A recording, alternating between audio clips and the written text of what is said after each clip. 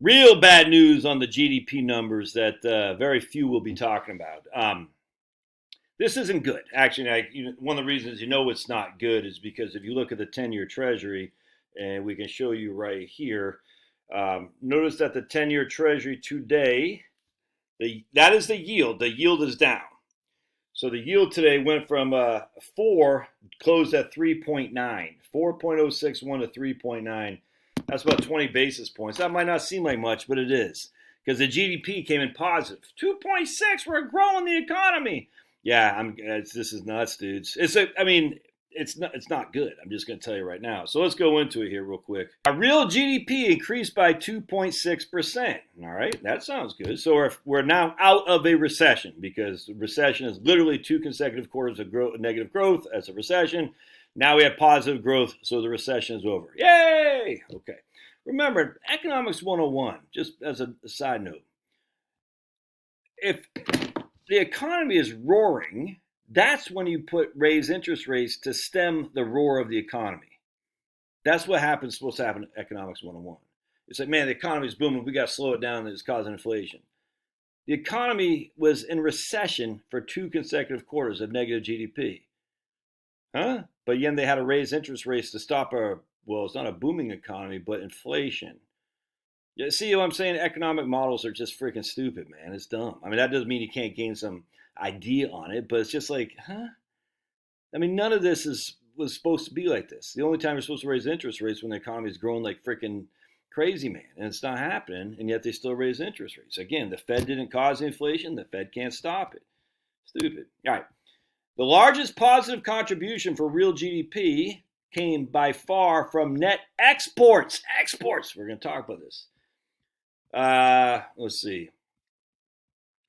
The GDP. Okay, hold on a second. I'm going to show you what I'm talking about here. Hold on a second. Growth in third quarter was led by net exports as exports surged and imports fell. However, don't expect that to continue. The dollar has strengthened substantially versus other major currencies and will limit further purchases by foreigners while making foreign goods relatively inexpensive for Americans. Yet exports have surged and imports fell, even though foreign goods right now are relatively inexpensive for Americans. So now we're going to go over here to my main Sundance, the conservative treehouse. I'm going to show you something. This is freaking nuts. In Q3, the third quarter contributed to 2.7 exports. Exports contributed 2.7% of the growth of the GDP. Yet total GDP rose by 2.6 because the actual economic value created domestically got smaller. We made less internally, we sold less internally, and consumers purchased less internally.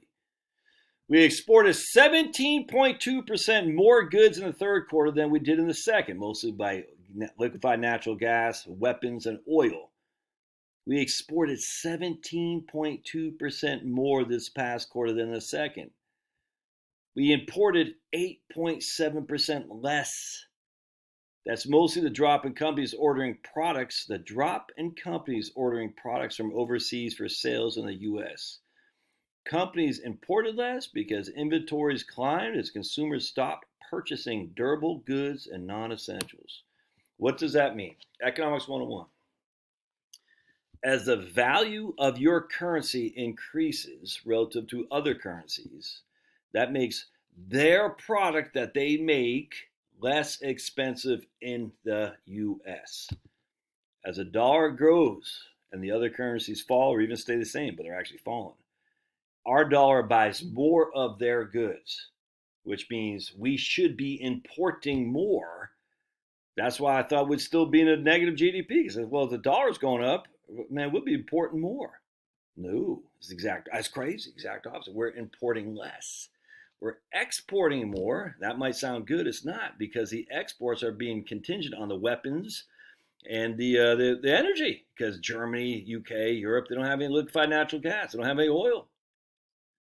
Now that hurts us too, because we need that liquefied natural gas here. We need the oil, but we're exporting it because our administration is run by people that are not good. Anyway, the fact that our imports declined, it should be freaking boom town for us importing other goods. Think about it. If right now you want to take a trip to Europe It's cheaper for you to do it now than any time in the last probably 20 years because a dollar is so much stronger than it has been in the last 20 years relative to the euro or UK, the pound, I don't care. Anywhere, Japan. So you export your dollars, which are strong. You can buy more goods when you're in Europe or overseas. It doesn't matter. When your dollar is strong, it's more value. You can buy more from other countries. Thus, if I'm sitting here, I need this new can of spray. I want to buy it from China as opposed to domestically because a dollar buys more of this, if that makes sense. It's cheaper for me to buy foreign goods. Thus, I should be increasing my imports. It didn't happen. The state of the U.S. consumer is not in a good place. I'm telling you, man. I'm stunned by this. Basic Economics 101. Dollar goes up, exports go down, imports go up. Let's take a look at the dollar, actually. So the third quarter was July, August, September. So in July, June, July, August? No, July, August, September. So July, the dollar was at, right, 96 cents for a euro. All right, by the end of September, it was at 102.